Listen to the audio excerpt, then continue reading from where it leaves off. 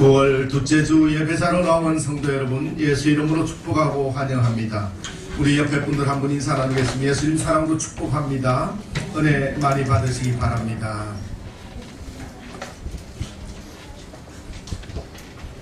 네, 여러분의 축복이 이루어질 줄 믿습니다. 우리가 이 세상을 살아가는 데에는 꼭 필요한 것들이 많이 있습니다. 그런데 무엇보다도 이 세상을 지혜롭게 잘 살아가려면 가장 필요한 게 여러 가지가 있겠지만은 힘이지요. 힘입니다. 우리가 힘이 있어야 노동도 할 수 있고, 또한 우리가 바라는 것을 꿈을 바라고 도전할 수도 있고, 또 그 꿈을 성취할 수도 있는 것이지요. 근데 오늘 우리가 그 힘에 대해서 같이 한번 생각을 해 보려고 합니다. 여러분, 누가 힘이 센 사람일까요? 성경 66편에서 얘기하는 힘이 센 사람은 누구라고 얘기하고 있을까요? 우리 청년부나 또 유년부나 주일학교에서는 힘이 센 사람 그러면 딱 떠오르는 사람이 한 사람이지요. 누굴까요? 그렇지요. 삼손이지요. 엄청나게 힘이 세지요. 네, 그렇습니다. 성경에서 얘기하는 그 삼손처럼 체력이 튼튼해서, 그래서 혼자서도 몇천 명, 당나귀뼈, 낙타뼈 하나를 가지고 몇천 명을 무찌를 수 있는 그런 힘을 가진, 체력을 가진 것을 우리는 힘이라고 얘기를 해요. 그런데 몸만 튼튼하다고 힘이 아니라, 또 보면은 우리가 이 세상에서 힘 있는 사람 앞에 우리가 큰 소리 한번 못 치고 그대로 순종하게 되는데, 그 힘이 자본주의에서는 돈을 가진 사람, 돈이 힘이라고 얘기를 해요. 또 권력 앞에서 청와대만 가도 벌벌벌 떠는 거예요. 저는 장관이 전화 와도 갑자기 제가 이렇게 부동자세가 될 때가 있어요. 박근혜 대통령이 전화가 왔을 때 제가 옛날에는 그냥 받았는데, 전화 받을 때 갑자기 아무도 없는데도 부동자세가 돼가지고 군대식으로 되는 걸 봤어요. 근데 몇 통화 하다가 좀 편안해졌어요. 근데 문제는 우리가 그런 돈, 권력, 명예, 이게 힘인 줄로 우리가 착각하는데, 성경 어디에 봐도 돈 많이 벌어라, 높은 자리에 올라가서 아주 큰 권력을 가져라, 그게 힘이다, 명예를 가져라, 이게 힘이다 라고 얘기하잖아요. 우리가 필수적으로 필요한 것은 체력과 실력이 필요해요. 그것을 통해서 우리가 원하는 이 땅에서 행복의 요소로 가질 수 있는 그 부분들이 필요하지만, 성경에서 얘기하는 힘은 두 가지로 직결되어 있어요. 그 두 가지가 뭐냐? 첫 번째는 마음을 다스리는, 마음의 심력을 가지라 라는 거예요. 여러분, 마음을 다스리는 자가 성을 뺏는 사람보다 낫다라고 했어요.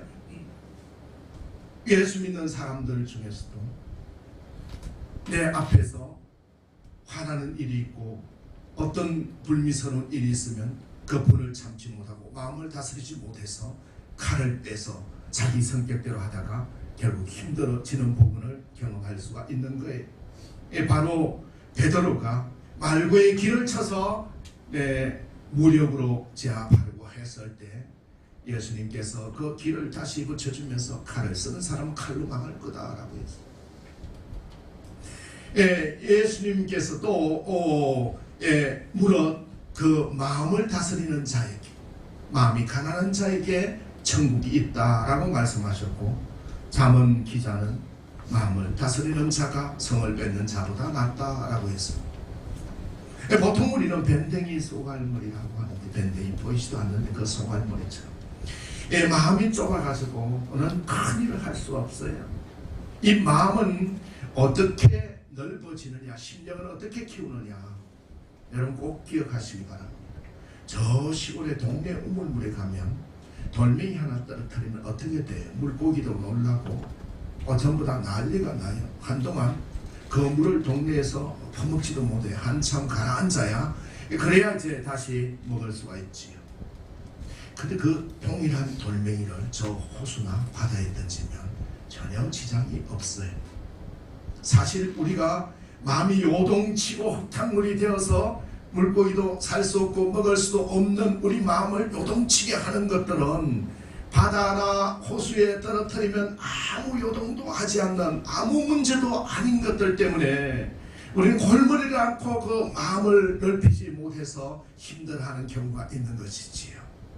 이 심령, 큰 탁월함을 이룬 사람들, 또 성경에 나오는 많은 선지자들, 좀 먹을거리가 없더라도 전혀 마음이 흔들리지 않습니다. 높은 자리에 있다가 땅에 떨어지도 흔들리지 않아요. 권력을 가졌다가 없어지도 흔들리지 않아요. 이 심령과 같은 큰 마음을 가져 있기 때문에 사업이 잘 될 때도 그 마음이 예수를 향한 겸손한 마음, 사업이 못 될 때도 예수를 향한 겸손한 마음, 그 마음에 변화가 없는 거예요. 여러분 심령은 어떻게 키우는 거예요? 마음을 다스리는 것은 기도와 예배자로 하나님의 주는 굳건한 믿음을 가질 때 우리는 심령을 가질 수 있는 거예요. 제가 강의할 때마다 계속 얘기를 합니다만 우리가 이 땅에 태어나서 가장 많은 대화의 상대자가 타인이 아니고 자기 자신이다. 우리는 하나님과 가장 많은 대화를 해요. 근데 내 속을 계속해서 엇박지르고 내 속을 계속해서 얽어매요. 그러면 하나님이 예수께서 자리 잡을 자리가 없는 거예요. 내 마음에 너는 정말로 괜찮은 사람, 너는 얼굴은 좀 못생겼지만은 건강하지 않냐, 너는 정말로 괜찮은 사람이야, 하나님이 네 속에 계시니까 괜찮은 사람이야. 이 심령을 키우는 거다 라는 거죠. 큰 재벌이 되고 큰 기업을 이룬 사람들 한 번 실패해보지 않은 사람 없습니다. 다 실패했거든요. 근데 실패했을 때 주저앉는 것은 이 마음의 심령을 다스리지 못하는 사람이고, 실패해도 다시 일어나는 사람은 이 마음의 심령을 가진 사람이다 라는 거예요. 근데 오늘 성경에서 말씀하는 더 큰 힘이 있는데 그 힘은 영역이다 라는 거예요. 영적 능력이다 라는 거예요. 여러분, 우리는 육신으로만 사는 것이 아니라 영적 능력으로 살아가는 거예요. 우리가 지금 현재 눈에 보이지 않지만 공기가 있는 것을 알듯이 영적 능력이 있는 사람은 가시권에 있는 것만 바라보는 것이 아니라 존재하는 것을 바라본다라는 거예요. 네, 영적 능력은 어떻게 가질 수 있나요? 하나님이 주셔야 가질 수 있는 거예요.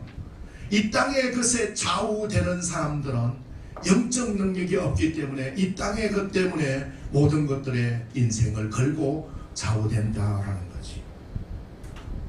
하나님이 주셔야 가질 수 있는 거예요. 하나님은 의지하면 영역을 가질 수 있는 거예요. 영적 능력을 가질 수 있는 거예요. 어린 아이라도 상관없어요. 오늘 다윗은 소년이었지만 골리앗을 이기잖아요.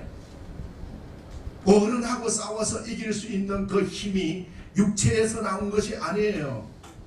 어디에서 나온 거예요? 영적 능력에서 나온 거예요. 하나님이 주시는 그 힘을 받았기 때문에 육체로 발산되는 걸 볼 수 있는 거예요.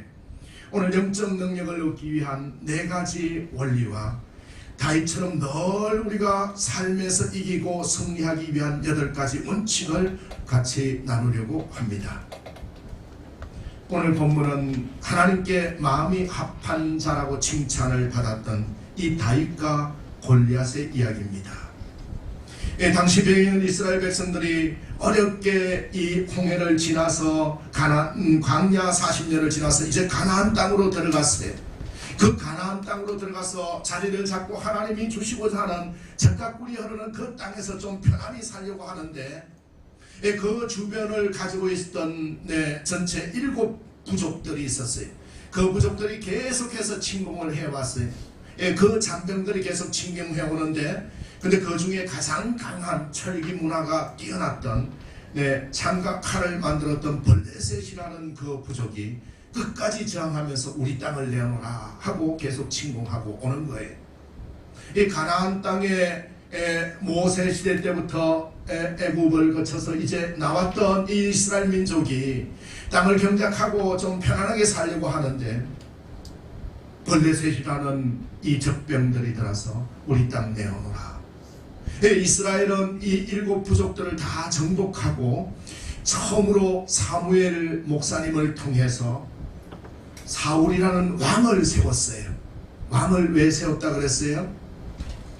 왕이 없으니까 백성들의 의견이 분분했다.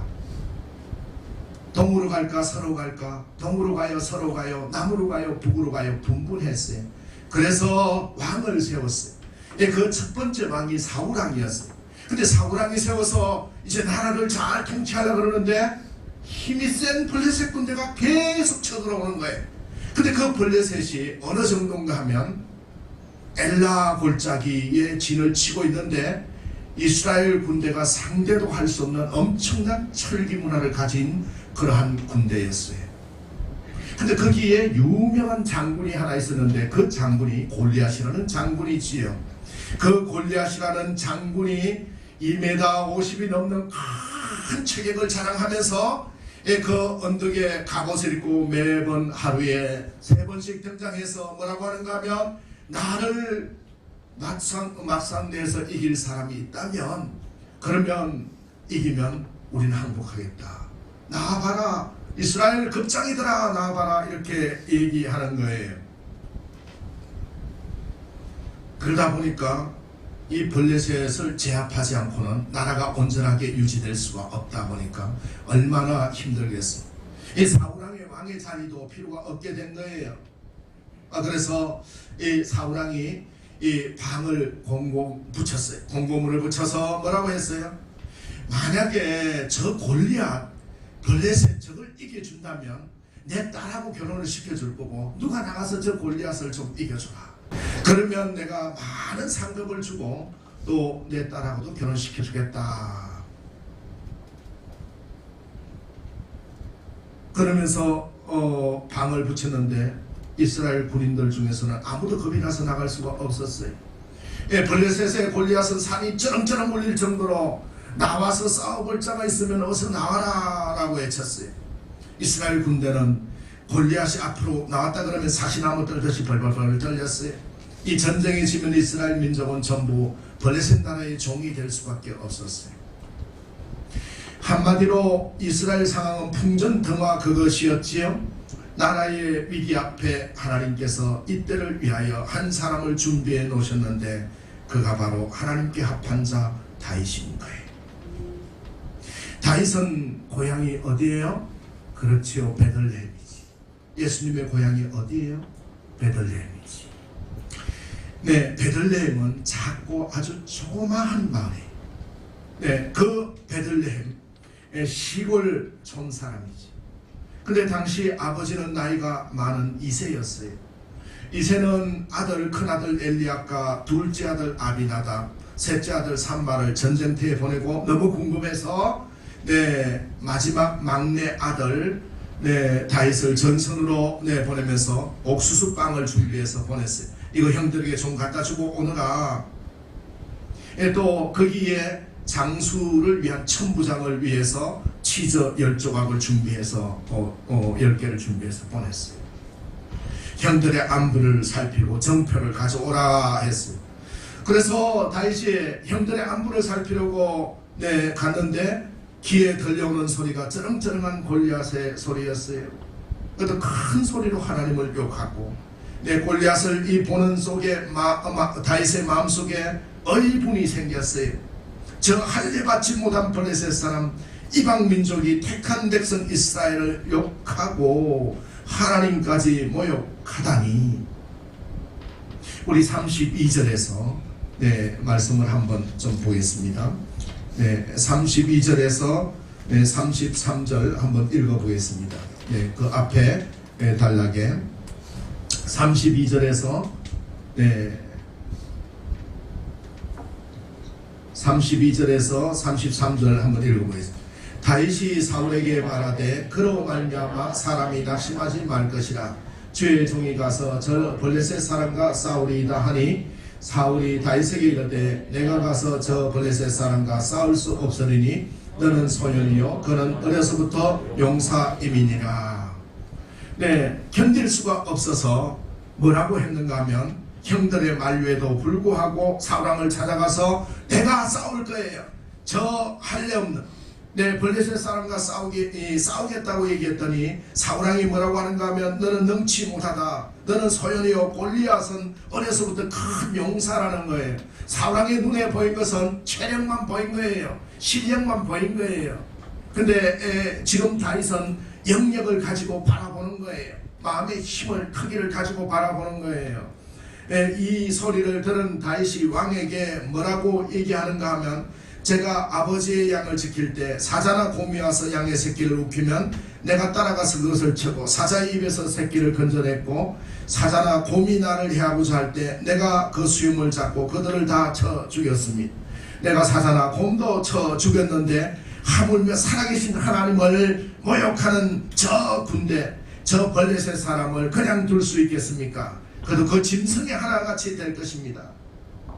여호와 하나님께서 나를 사자의 발톱과 곰의 발톱에서 건져내신 것처럼 나를 블레셋 사람 손에서 건져내실 것이 확실합니다 라고 사울왕에게 메어달렸어요. 지금 다윗이 얘기하는 근거가 뭐예요?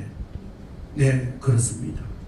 영적인 능력을 하나님이 주시기 때문에 사자와 곰 1대1로 싸워서 절대 이길 수 없는 그 힘있는 동물들 그 발톱에서도 하나님이 나를 건져주셨는데 저 할례받지 못한 하나님을 모욕하는 골리앗에서 나를 건져주지 못하겠습니까? 라는 그 확실한 믿음과 영적 능력, 영적 해안을 가지고 바라본 것이지요.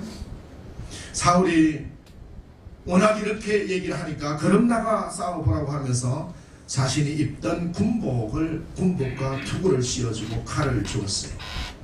다윗이 군복과 투구를 다 쓰고 칼을 이렇게 들고 보니까 너무 크고 옷에 맞지 않아요. 그래서 이것은 내게 익숙치 않으니까 입고 가지 못하겠다. 군복하고 투구와 칼을 다 벗어버리고 손에 막대기를 가지고 시냇가에서 가서 매끄러운 돌 5개를 골라서 주머니에 넣고 물배를 가지고 골리앗 앞으로 나간 거예요. 여러분 이것을 가지고 경영학과 또 전략서에서는 골리앗과 다윗의 싸움해서 책들을 많이 써요. 그러나 성경의 본질을 보면 싸움의 장을 하나님과 골리앗하고 바꾼 이 부분이 제일 중요하다라는 거예요. 믿음으로 바라봤기 때문에 갑옷이 싸움을 이기게 한 것이 아니라 투가 이기게 하는 것이 아니라 창과 칼에 있는 것이 아니다라는 거예요. 너는 칼과 창과 단창으로 내게 오려니 나는 만군의 여호와 이름 내가 모욕하는 이스라엘 군대의 하나님 이 이름으로 내게 가리라. 달려가서 골리앗도 화가 났어요.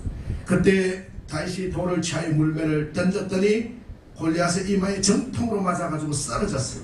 다윗의 손에 칼이 없었으니까 골리앗에 차고 있는 칼로 골리앗을 찔러서 죽이고 이스라엘 군대가 승리했다라는 내용이지요.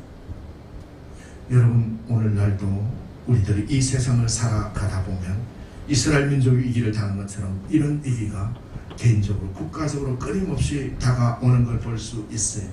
누구에게나 블레셋에 있고 심지어 골리앗 같은 적도 생기는 거예요. 산 넘어 산인 거예요. 한 가지 시험이 끝나면 또 다른 시험이 계속 오고 역경이 찾아와요.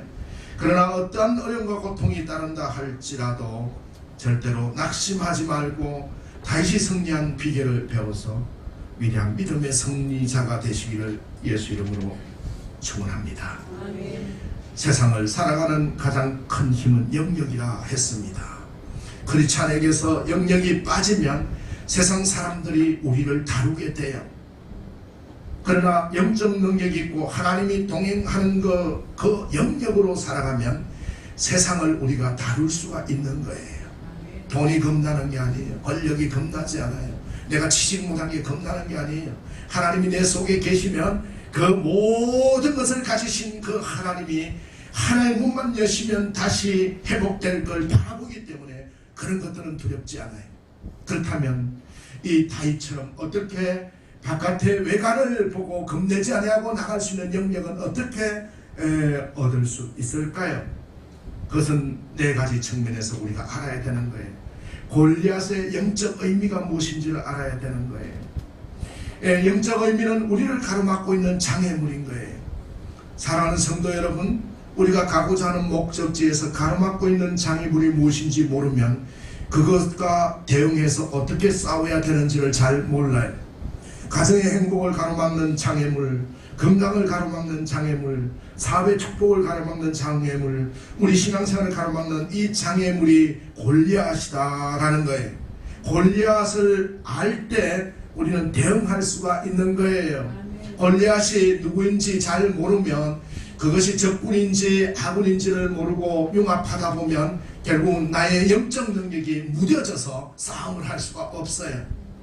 네, 골리앗은 경우에 따라서는 우리에게 자본이 될 수도 있고, 경우에 따라서는 우리 어머니가 될 수도 있고, 또 경우에 따라서는 자동차가 될 수도 있고, 교회에 나오는 것을 막는 어떤 사탄의 역사가 될 수도 있는 거예요. 어떤 괴로운 문제일 수가 있는 거예요. 옛날 이스라엘 사람들은 모든 문제를 산으로 보았어요. 그래서 시편 121편 1절 2절에서 내가 산을 향하여 눈을 들리라, 나의 도움이 어디서 올고 나의 도움이 천지를 지으신 여호와에게서로다.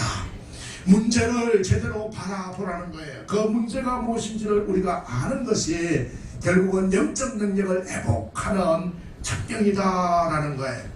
주일날만 되면 외식하자, 그래서 주일 예배에 참석하지 못하는 것, 그것은 바로 골리앗이다라는 거예요. 우리가 무찌려야 할 골리앗이다. 네. 우리의 문제가 무엇인가, 하나님과 나를 가로막는 문제가 무엇인가를 바라볼 때 영적 능력을 회복하게 되는 거예요. 두 번째, 다윗이 누구인가, 자기 자신이 누구인지를 알아야 된다라는 거예요. 여러분은 누구예요? 네. 저는 뭐 누구누구입니다. 누구누구의 뭐 어떤 직함을 가지고 어느 회사의 임원입니다. 또 부장입니다. 과장입니다. 그것은 그렇게 중요하지 않아요.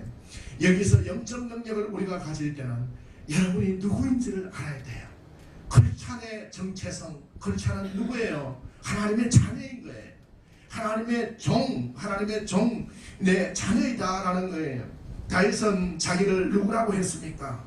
네, 하나님이 동행하심으로 사자의 발톱과 곰의 발톱에서 내가 건짐을 받았다라고 했어요.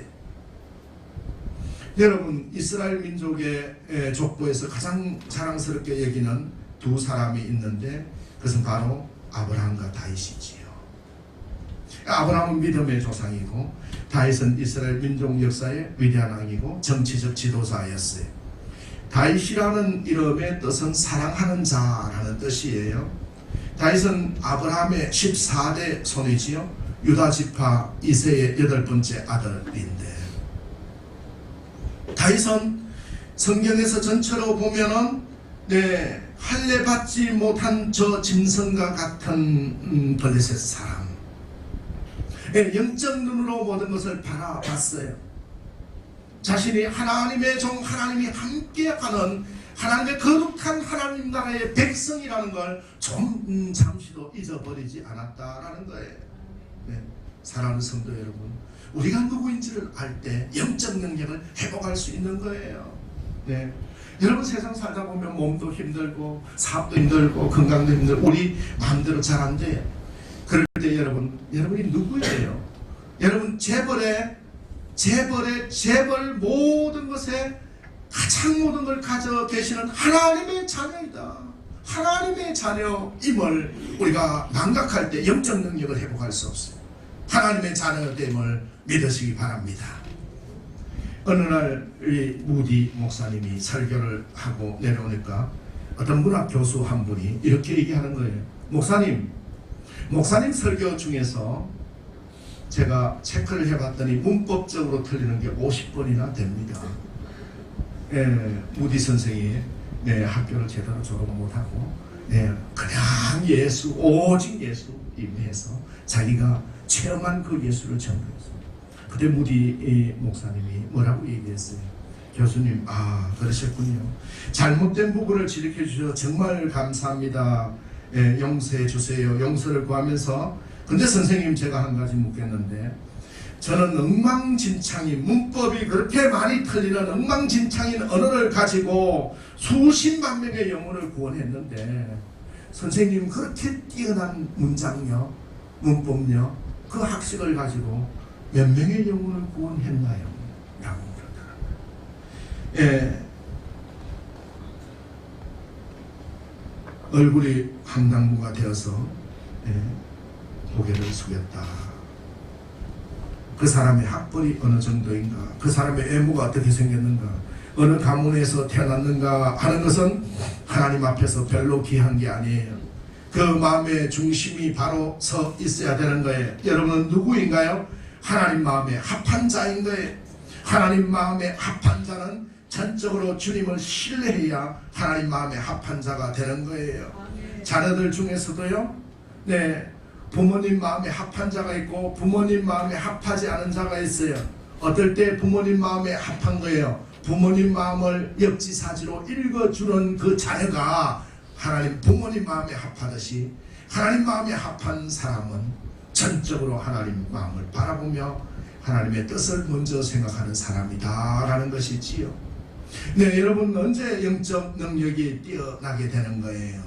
언제 승리의 기적이 일어날 줄 알 때, 우리가 알 때 영적 능력이 뛰어나다라는 거예요. 에어컨을 조금 켜주세요. 영적 승리가 언제 일어나느냐 라는 것이지요. 여러분, 영적 승리가 언제 일어나는지, 기적이 언제 일어나는지를 아셔야 되는데, 그것은 막다른 골목에서 기적이 일어납니다. 할렐루야.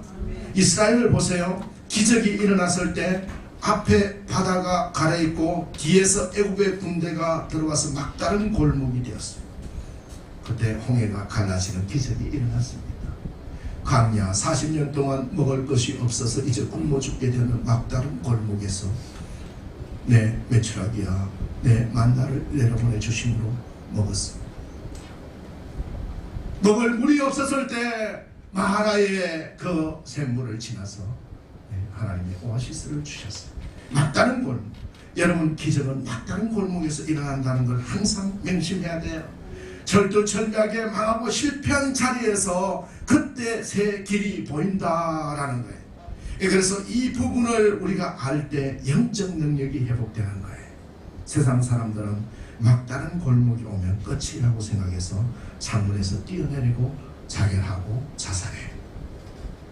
그러나 믿음의 사람들은 영적 능력을 가지고 보면 내가 더 이상 물러설 곳이 없다 했을 때 다시 전진하게 되는 놀라운 능력을 발휘하게 되는 것입니다.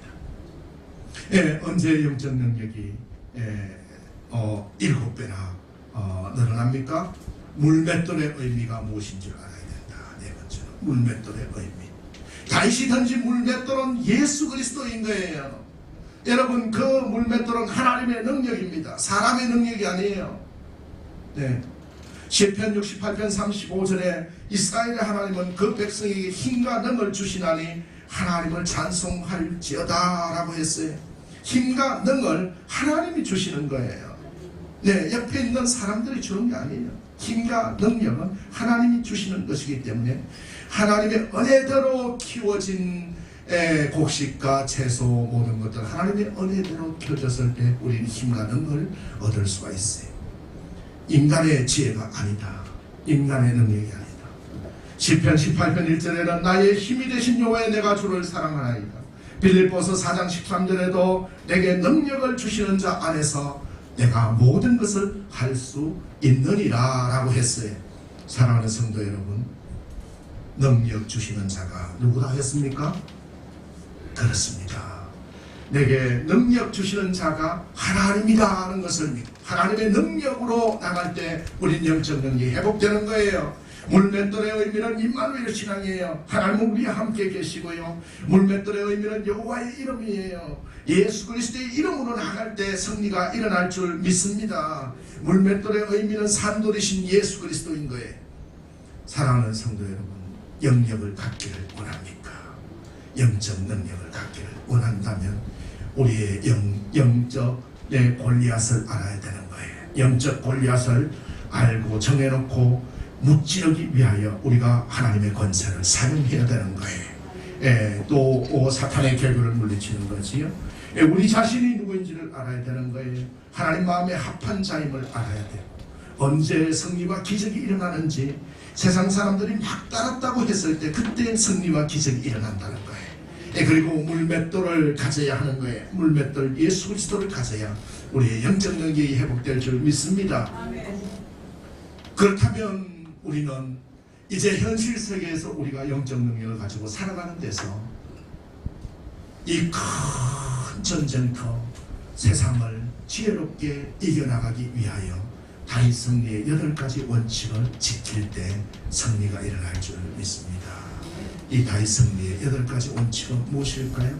첫 번째, 하나님의 주권을 온전히 인정하는 신앙 원칙인 것입니다. 여러분, 일의 승패는 누구의 손에 달려 있을까요? 네, 우리는 입으로는 하나님의 손에 달려 있다고 얘기를 하는데 실제는 내 손에 달려 있는 걸로 착각한다라는 거예요. 여러분, 착각하지 마세요. 하나님의 손에 달려 있는 거예요. 이 많은 곡식을 걷어들여서 이 곡간을 가득 채워서 이제 배부르게 먹자 할 때 내 영혼을 가져가면 네 것이 되겠느냐 어리석은 부자야 라고 예수님께서 그 비유를 들려주셨듯이 우리의 승리의 성패는 하나님의 손에 달려있는 거예요. 하나님 주권적이요, 하나님의 주권을 온전히 인정할 때 승리가 일어나는 거예요. 다윗은 전쟁의 승패가 칼과 창과 단창에 있지 않다라고 얘기했어요. 여호와께 속한 것으로 고백하는 걸 볼 수가 있는 거예요. 여러분, 이 땅을 살아가는 승패가 우리 창과 칼과 단창에 있는 게 아님을 믿으시기 바랍니다. 우리 아이들 공부 잘해야 성공하는 게 아니에요. 공부 못해도, 또한 우리가 돈을 많이 벌어야 성공하는 게 아니에요. 돈을 많이 못 벌어도 아무 지장 없어요. 근데 그 속에 여호와 하나님이 동행하시면 합력하여 선을 이루게 되고 이 모든 것을 더하여 주시리라 하는 귀한 말씀을 이루게 됨을 믿으시기 바랍니다. 다윗 승리의 첫 번째 원칙은 다윗이 고백하듯이 그의 삶에서 녹여져 있는 신앙, 하나님이 이루어 주실 거라는 그 비전을 바라보는 거예요. 우리 충만한 교회, 큰 교회로 하나님이 이루어 주실 줄 믿습니다. 하나님 지금은 초라하지만 아마 강남 최고의, 하나님이 인도하는 세계 최고의 선교를 감당하는 교회를 이끌으실 줄 믿습니다. 그 주권이 하나님께 있는 거예요. 내가 하는 게 아니고, 목사가 똑똑해서, 장로가 똑똑해서, 집사님들이 똑똑해서 하는 게 아니에요. 하나님의 주권적 일을 하나님이 주관하심으로 하나님 기뻐하신 한국교회 새 지평을 열 줄 믿습니다. 다윗 승리의 두 번째 원칙은 뭐예요? 다윗은 어떠한 문제 앞에서 낙심하지 않는 원칙이 있는 거예요. 이번에 우리 김경식 장로님 따님 김연주 성도님이 어렵다는 공무원 시험에 합격을 했는데 물경 7년 동안 도전, 떨어지면 또 기도하고 또 도전, 또 이번에 떨어져도 또 도전. 오랫동안 낙심치 않고, 그래서 7년 동안 도전해가지고 가면 낙심도 할 만한데, 엄마 아빠가 기도하고 교회 봉사하고 열심히 하니까 더 힘들어. 근데 낙심치 아니하는 그 신앙이 있을 때 승리했더라라는 거예요. 비단 그 문제만 아니에요. 여러분 행여 오늘 여러분 생애에 큰 역경이 다가왔다 하더라도 중요한 것은 아무리 큰 문제라도 절망하지 말아야 하는 거예요. 할렐루야. 많은 사람들이 실패하는 가장 큰 이유는 어떤 일이 생기면 해보기도 전에 아이고 이제 망했구나 낙심하는 거예요.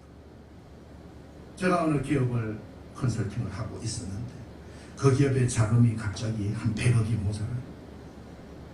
100억이 모자라면 부도가 나는 거지요. 그래서 사채시장 뭐만 데 다 다니면서 이 돈을 구해야지, 이거 안 그러면 큰일 난다. 그 오나들을 붙들고 손을 붙들고 기도합시다. 기도 외에는 이런 유가 나올 수가 없습니다. 남을 의지하고 세상 것을 의지하지 말고 하나님을 의지하고 우리 힘으로 나아갑시다. 어떻게 되었을까요? 여러분, 기적처럼 해결되는, 눈 녹듯이 그 모든 것들이 해결되는 모습. 사채를 빌리러 가도 안 빌려주던 데가 갑자기 금융권에서 아주 저리로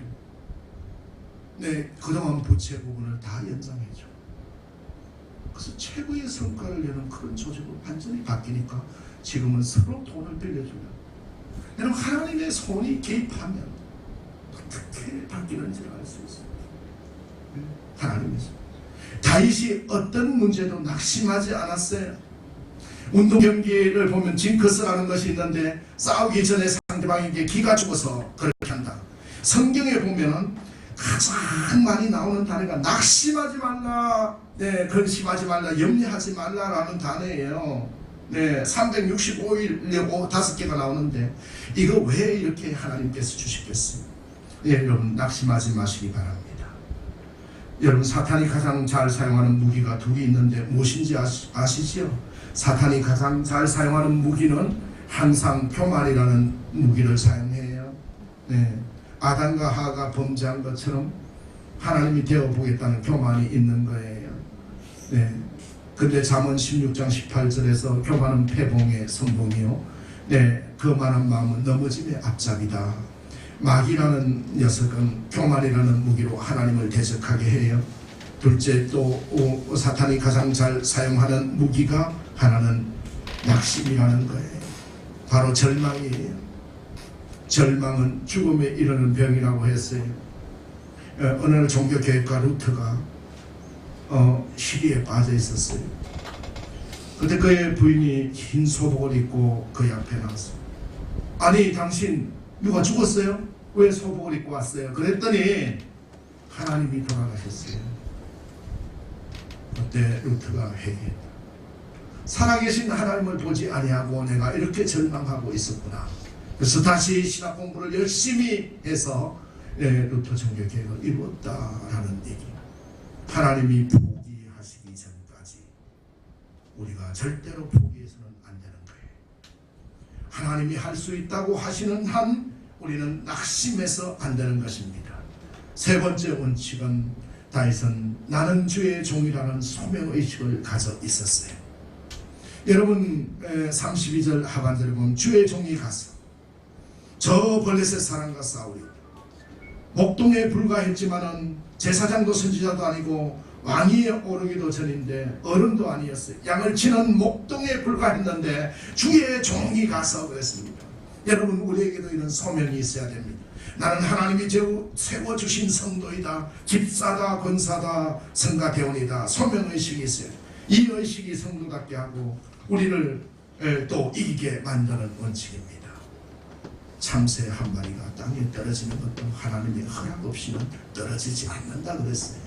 하나님의 모든 우주 만물을 주권적으로 섭리하고 계시는 거예요.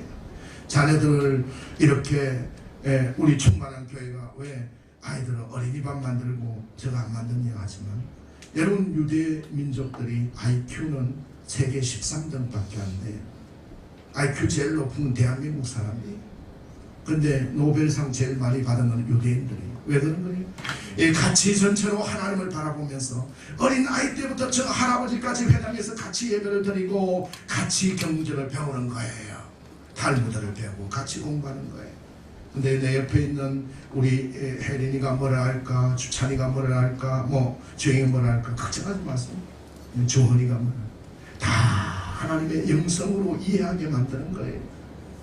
그래서 우리는 주님의 종이라는 그 의식을 가져야 됩니다. 성례 원칙 네 번째는, 다윗은 하나님께 함께 하셨던 과거의 체험을 기억했다라는 거예요. 여러분, 우리가 살다 보면 하나님께서 함께 하셔서 수책 구덩이에 빠졌던 그때 나를 건져내셨던 그 부분을 기억해내셔야 된다라는 거예요.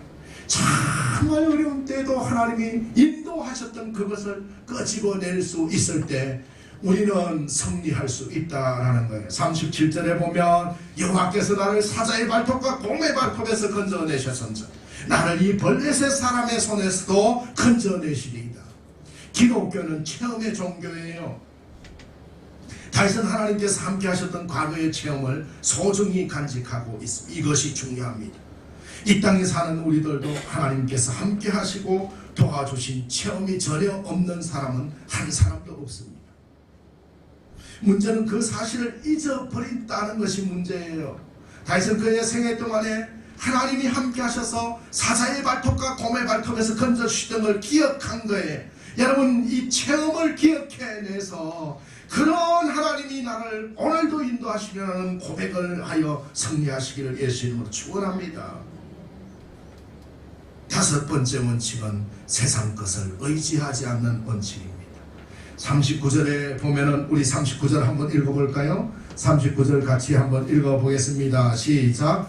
다윗이 칼을 군복 위에 차고는 익숙하지 못하므로 시험적으로 걸어보다가 사울에게 말하되 익숙하지 못하니 이것을 입고 가지 못하겠나이다 하고 곧 벗고. 여러분, 다윗은 지금 인간의 모든 무기, 투와 갑옷을 다 벗어 던졌습니다. 이것은 어떻게 보면 별로 중요하지 않은 것처럼 보이지만 사실은 대단히 중요합니다. 사람이 무엇을 가지고 있는가에 따라 그것을 의지하게 되기 때문이다 라는 거예요. 갑옷을 입었기 때문에 내 갑옷이 나를 보호할 거라고 믿을 수 있어요. 투구를 썼기 때문에 나는 괜찮을 거다 라고 믿을 수 있어요. 돈이 있는 사람은 돈을 의지하게 돼요. 내가 돈이 있으니까 괜찮을 거야. 지식이 있는 사람은 지식을, 권력이 있는 사람은 권력을, 하다못해 주먹에 힘이 있는 사람은 자기 주먹을 의지해. 그렇기 때문에 갑옷과 투구를 입으면 자연히 그것을 의지하게 됩니다. 나 큰 교회 나가는데 그거 의지해요. 네, 그러면 신앙이 안 자라요. 교회가 그 규모가 중요한 게 아니에요. 하나님을 만나는 장소인지 예수 그리스도가 나와 교제가 되는 건지 말씀을 통해서 내 영성을 깨우는 건지 그것이 더 중요해요. 네. 그래서 오순절 마가의 다락방에 그때 성령께서 임재하셨다는 걸 볼 수가 있는 거지. 5,000명의 군중을 먹였을 때 성령이 임재한 게 아니에요. 네, 그렇기 때문에 갑옷과 투구를 의지하지 아니하며, 칼을 가지고 있으면 칼을 의지하지만 입어보기는 했지만 그것을 다 벗어 던지고, 갑옷을 벗었다는 것은 하나님만을 절대적으로 의지하겠다는 의미예요. 할렐루야. 네, 여러분 삶에 승리하기를 원합니까? 네, 여기 보면은 입고 가지 못하겠나 하고 곧 벗고, 절대적으로 하나님을 의지하시기 바랍니다. 세상 것은 흘러가는 거예요. 변하는 것이고 찰나적인 거예요. 돈도 지식도 권력도 명예도 영원하지 못해요. 억울하면 출세하라 이렇게 얘기하는데 변화무쌍해. 열흘 동안 붉은 꽃이 없고 10년 이상 계속되는 권세가 없다라고 옛말에 했어요. 그러나 하나님은 영원히 우리와 함께 하시는 분입니다. 히브리 13장 8절에 예수 그리스도는 어제나 오늘이나 영원토록 동일하시다라고 말씀하고 있는 거예요. 할렐루야. 사랑하는 성도 여러분, 세상 것을 의지하기 전에 전적으로 하나님을 의지하는 믿음 가지시기를 예수 이름으로 축원합니다. 여섯 번째 원칙, 일상생활에서 믿음으로 승리했기 때문에 승리하는 거예요. 여러분, 일상생활에서는 승리하지 못하고 큰 사업을 할 때, 큰 시험을 볼 때 승리할 수 없어요. 매일매일 하나님이 함께 하심으로 승리해야 된다는 거예요. 다윗은 목동으로 양떼를 지킬 때 사자가 나타나면 도망쳐버린 것이 아니라 양의 새끼 한 마리라도 사랑해서 생명을 걸고 싸워서 이겼어요. 승리의 경험이 있었다라는 것이지요. 일상생활에서 준비가 되어 있었기 때문에 큰 승리를 하는 거예요. 하나님은 적은 일에 충성하는 자에게 큰 일을 맡긴다라는 거예요. 여러분, 일상생활에서 늘 준비하는 것, 믿음으로 사시기를 바랍니다. 준비하는 신앙 하나님은 축복하십니다. 부정적인 마음을 버리고 긍정의 마음을 가지고 차곡차곡 준비하다 보면 위대함을 이루게 되는 것입니다. 아멘. 어떤 직장인이 그래요.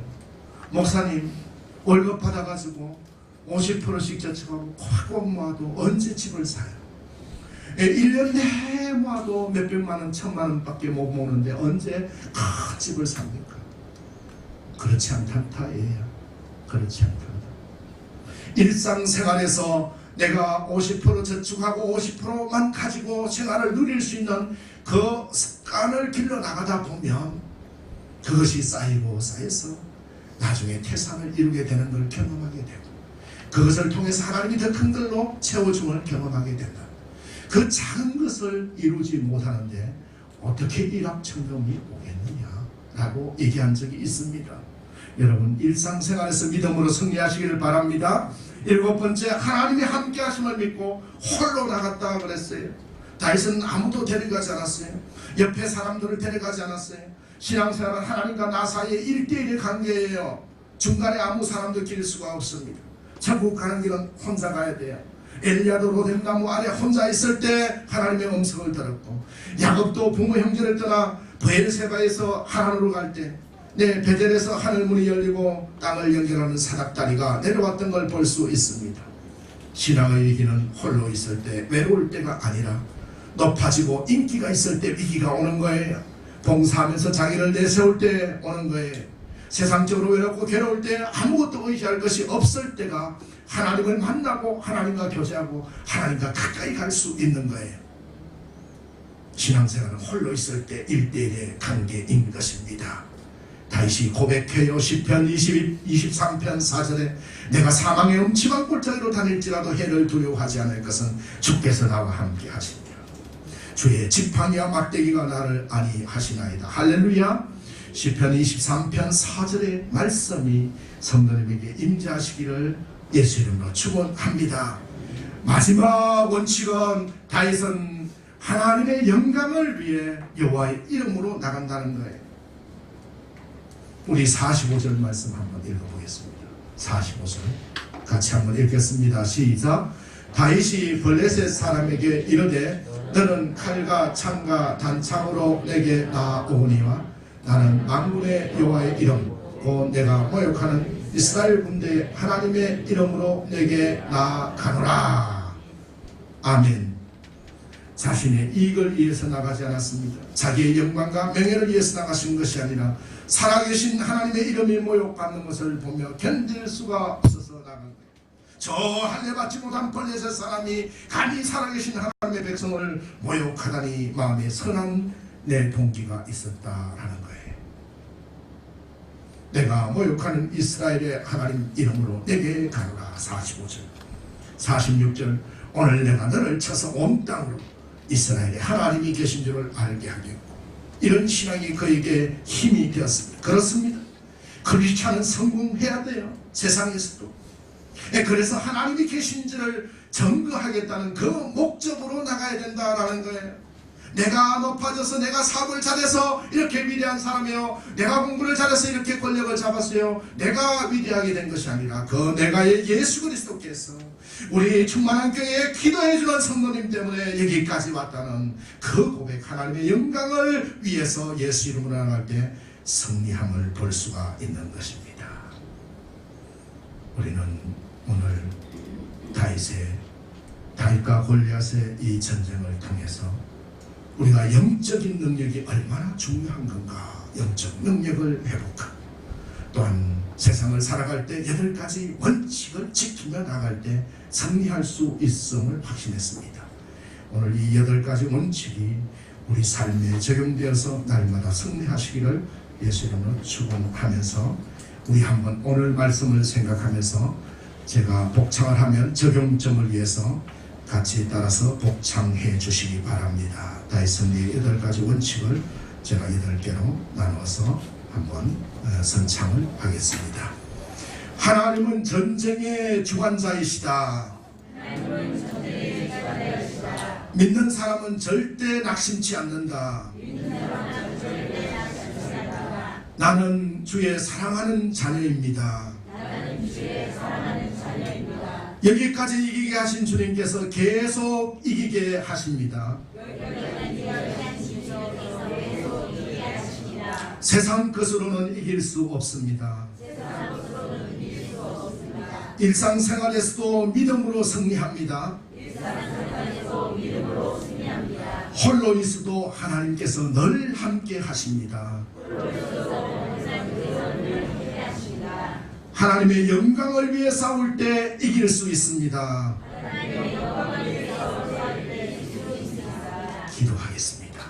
살아 역사하시는 만군의 주 아버지 하나님, 하나님은 총과 자비하심을 감사를 드립니다. 거룩한 날 하나님이 택하여 세운 날 예배자로 나온 성도들과 오늘 하나님 사무엘상 말씀을 통하여 다윗 성리의 8원칙을 같이 나누게 하심을 감사를 드립니다. 하나님 아버지, 저희에게도 성령께서 임자하여 주심으로 영역이 7배나 더하게 하시고 세상을 나가 다윗 성리의 8가지 원칙대로 승리하는 놀랍고 귀한 승리를 성도들에게 허락하여 주시옵소서. 예수님 이름으로 기도하옵나이다. 아멘. 우리 찬송